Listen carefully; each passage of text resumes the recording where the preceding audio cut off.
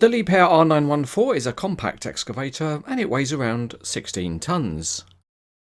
This model of it by WSI comes in a standard looking Liebherr branded box, but there's no information about the real machine. And that always seems a little bit odd because the model is promoting the real machine.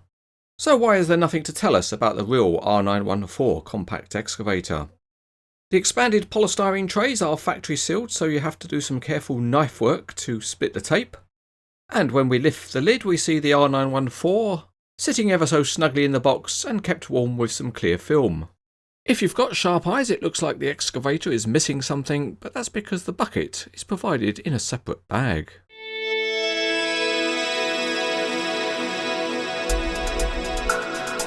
So to complete the assembly we have a bucket and 2 pins.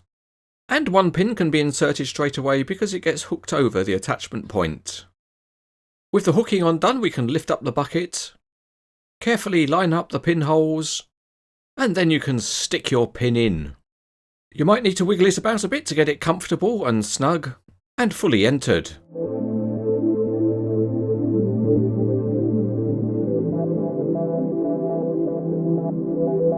Starting underneath, the crawler tracks are plastic and they're made to represent rubber blocks on the pads. The track frames are detailed and the rollers are modelled but not functional. The cab detailing is also good with casting details and metal grab rails, and the interior is good too. At the back there are painted highlights and graphics, and the Liebherr name is nicely embossed in the casting. There's more highlighting of details on the top of the body, and on the other side the grills are represented by graphics. The boom has got painted rivets and nice hydraulic detailing, and graphics add interest. The bucket is a nicely cast item, although the hydraulics don't reach the tilting mechanism.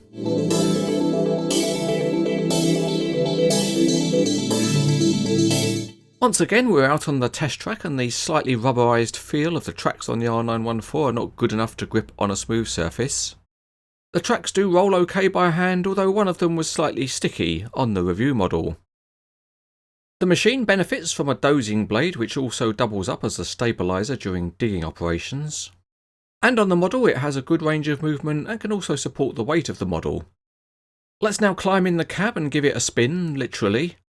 And it rotates quite smoothly without any rocking, although there was some stickiness in various places on the review model. One thing that is noticeable is the looseness in the boom, although it certainly doesn't affect the posing of the model. The range of movement on the 2-piece boom is quite good, and the hydraulic rams are quite stiff, so they will hold any pose that you want to set. In fact, if you want to bring in the bucket close to the cab, it does actually take quite a bit of effort to fight the resistance in the rams. Not forgetting the bucket, it also has a reasonable range of movement. That also includes the ability to tilt the bucket on either side. Coming back to the rams though, they are very stiff, and you can see that the inside of the pistons are causing some stress and discoloration on the cylinder jackets. Hopefully that's not going to be a longer term problem. On to the genuine imitation real life test.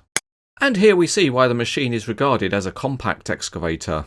It is because it has very little tail swing, so it can work in confined spaces. Although it's good that the Cranes Etc. team member is helping us with this demonstration, their tendency to act like statues and not watch what's going on around them is disappointing.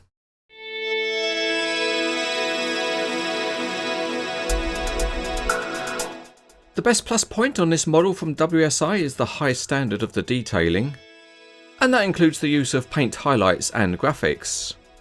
The overall functionality is good, if not of the highest standard, but all things considered this is a good effort from WSI, and as a compact excavator it's highly recommended.